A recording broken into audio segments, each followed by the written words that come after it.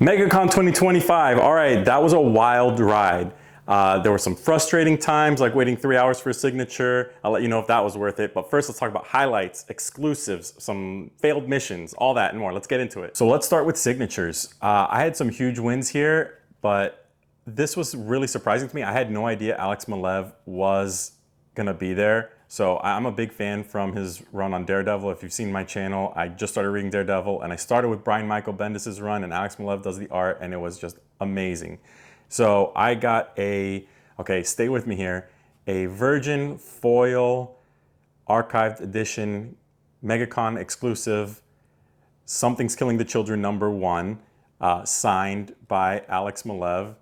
With the foil, it'll be kind of hard to get it in there, but I've heard great things about Something is Killing the Children. I didn't know Alex Maleev was doing the art, so right next to him is Pablo Villalobos, and I'm a huge fan of his, and I was able to get a signed copy of this, I think it's MegaCon exclusive edition of Absolute Wonder Woman. This is issue #4, but look at that foil virgin copy.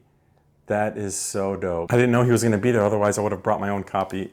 I did poor job in doing my homework. I only saw Scott Snyder and Greg Capullo off the bat, so I brought some stuff for them. We'll get into that. But then I also got to meet Chris Condon, and I saw his name there, so I brought my Ultimate Wolverine #1 with the Jim Lee variant edition with the Maker on the cover. Chatted with him, super nice guy. He was also, why the hell would you have the Maker on Ultimate Wolverine #1 just on the cover, but hilarious dude. Really happy with that one. And I found this on the floor. This is, what is this? A variant edition of it. I just thought the cover was dope as hell. And I wanted one with Wolverine actually on it. So I got that signed as well. Really nice guy. I think he's gonna blow up also. I remember meeting Scott Snyder in 2012 for New York Comic-Con, and it was not that difficult to get a signature and it was free. So that was kind of the same vibe with Chris Condon. And now when you go to Scott Snyder's booth, it is a zoo. But we'll get into that. I also have one other signature that I got, but I wasn't physically there in the presence, but one of my grails I got signed, and it's Todd McFarlane signing Amazing Spider-Man 298. This is the first time he did any artwork for Amazing Spider-Man. And look at that. So happy with that. He's such a nice guy. He saw my hat, my Mets hat, and immediately started talking baseball. He's like, you signed Pete Alonso. You had to do that. What are you gonna get? Santander? Like, he just knows baseball. Like, he went off on a super nice guy. He is a small talk champ. Have to give that to him. So one of the frustrating parts there was that I had to wait 3 hours for a signature. But I think when you're dealing with A-list comic creators, that may be par for the course. Frank Miller had his own thing. He's not gonna be waiting at a booth or anything like that, but you paid like $150 and you got to do a tiny little meet and greet. There was like a Q&A, and Todd McFarlane was there as well. I didn't get, those tickets sold out real fast, so I didn't get to make it in there, but if he comes back to MegaCon next year, I'm definitely signing up. So as a segue to the exclusives pile, I'll talk about the other signature I got.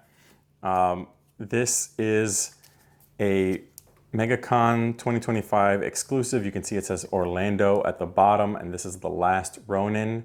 The problem that I'm having is that I don't know who signed that. It wasn't Kevin Eastman, it wasn't Ben Bishop, it wasn't the brothers who did the art, I don't think, because I looked at the signatures and I have no idea who did that.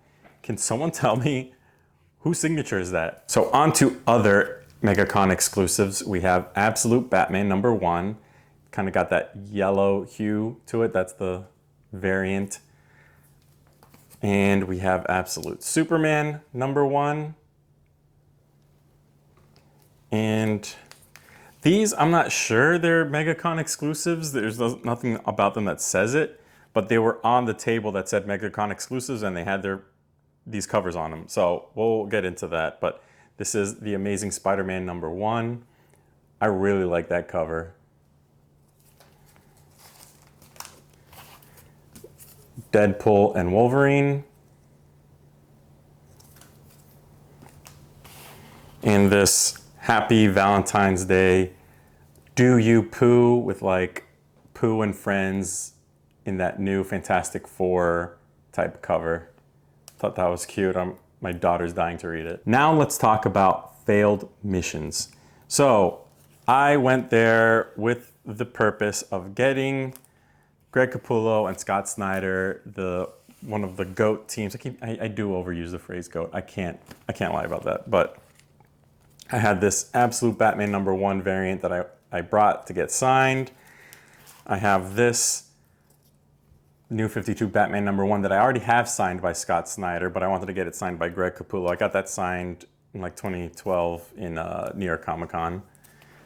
And I brought Wolverine Revenge, still in the case, but to be signed by Greg Capullo as well. So I could not coordinate a time. Every time I showed up there, they were not there, or the line was capped. And then by the time I was done with Todd McFarlane, after 3 hours, my knees were shot, and I was not going to wait that long to meet them. So I'll have to bring it next time or at another convention. I also wanted to get some stuff signed by Donny Cates, but he also, I hate lines. I hate queuing up.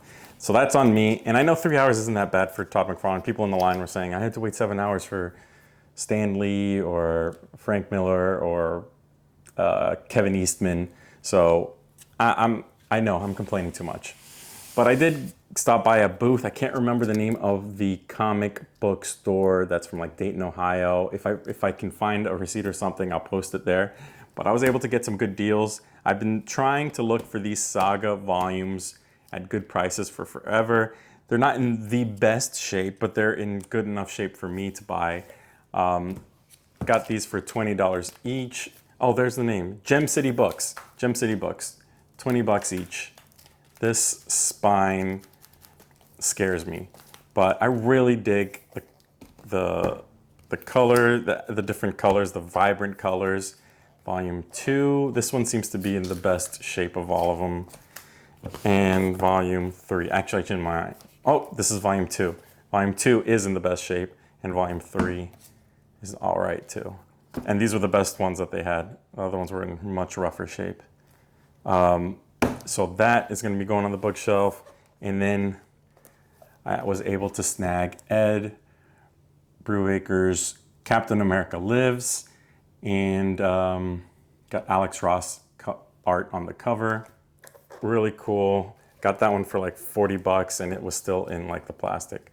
So I think that was awesome. It was not awesome putting that in my book bag and walking back to my car as far as it was, but again, more complaining, shut up. So one glaring omission is I have no action figures here. I did not buy any action figures there. I'm trying to be more selective with what I buy. It had Mezco, had more things for sale. I would have came home with some Mezcos. Can't lie about that. And they had by far the best booth. They had everything. They had DC stuff, Marvel, their own exclusive lines. They had the Biker Gomez exclusive. And I really appreciated how much effort they put into that booth. On the flip side, Hasbro could not have been more disappointing. It was so small. It only had Transformers, and it was like 9 of them.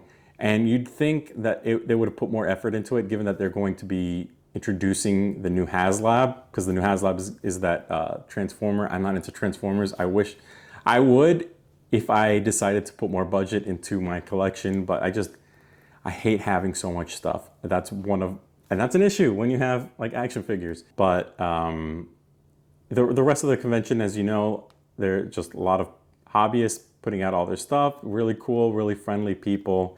Everywhere I met, when I was looking for various comics, all the comic book people I thought were really, really friendly, willing to help out, willing to help people who just didn't know anything about comic books, and they're like, hey, I'm gonna go meet this person, what should I get? He's like, oh, you should get this, you should get that.